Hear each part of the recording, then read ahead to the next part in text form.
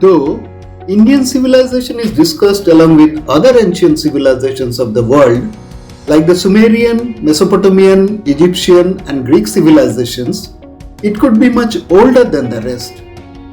Presently, the Indian civilization is considered 5000 years old, and its origin is explained rather vaguely, linked with Indo-Aryan migration.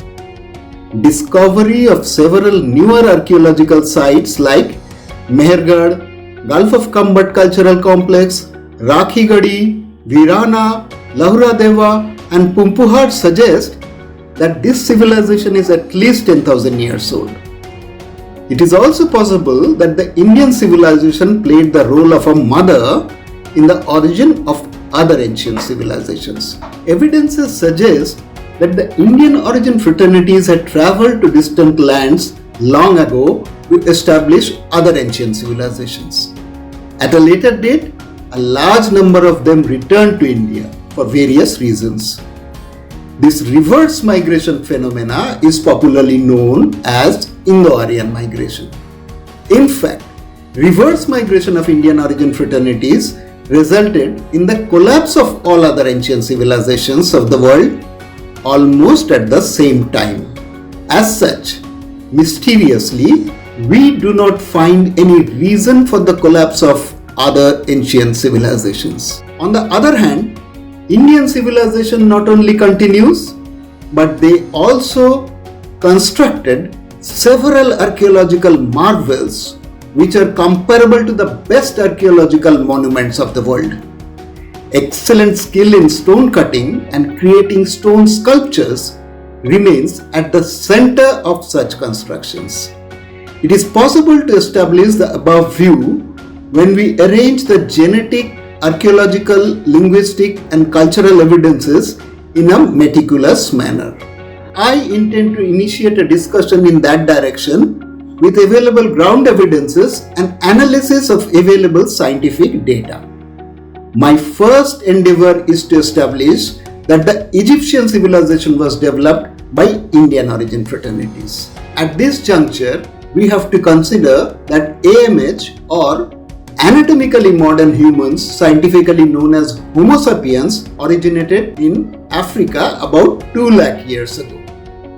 They arrived in India about 65,000 years ago following their out of Africa move. They possibly followed a southern route known as the Great Coastal Migration. Though there are many theories regarding the early migration of AMH, this is the most accepted view.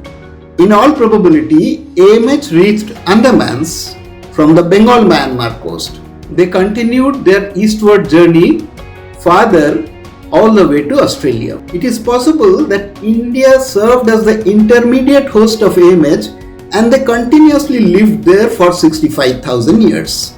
They reached Europe much later, about 45 to 50,000 years ago, possibly from India during an interglacial period. AMH could survive in India during both the glacial and interglacial periods because of availability of favorable terrains. During the glacial period, they lived south of the Vindhya Parbat, marked as green territory in the map in eastern, central and southern India. While during the interglacial period, they also spread to northern and western India, marked as blue territory in the map. The presence of a large number of dark complexion tribes in India suggests the continuous survival of AMH there, whereas absence of any such human diversity in Europe and rest of Asia suggests the spread of anatomical modern humans in these regions only during the interglacial period. Though AMH reached Europe and northern Asia during every interglacial period, they could not survive there during the severe weather of glacial maximum and became extinct. We have evidences of extinction of Neanderthals in Europe and Denisovans in Siberia 40,000 years ago during a previous glacial maximum.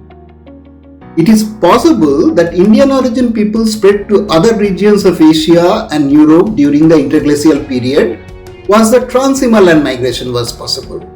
The Trans-Himalayan migration path bifurcated from Mount Kailash. One route descended from Kailash and followed the Makran coast to reach the Horn of Africa and Nile Delta, where the Egyptian civilization developed. Both the Indus Valley Civilization and Sumerian civilization emerged on this route, while the other route from Mount Kailash went through Asia Minor, now Turkey, to Europe. The Mesopotamian civilization emerged on this route. Presently, the pre-recorded period is arranged on the basis of various subjects like anthropology, archaeology, ancient texts including religious texts, and mythology, spread of languages, culture and social customs, and so on. Very recently, genetics has emerged as a useful and very effective subject for the purpose. As the events related to the pre-recorded period in Europe are few, it is generally discussed under two broad heads: Paleolithic period and Neolithic period. However, as AMH lived in India continuously for 65,000 years, while arranging the pre-recorded period of India, in addition to the above subjects, we need to consider other subjects as well.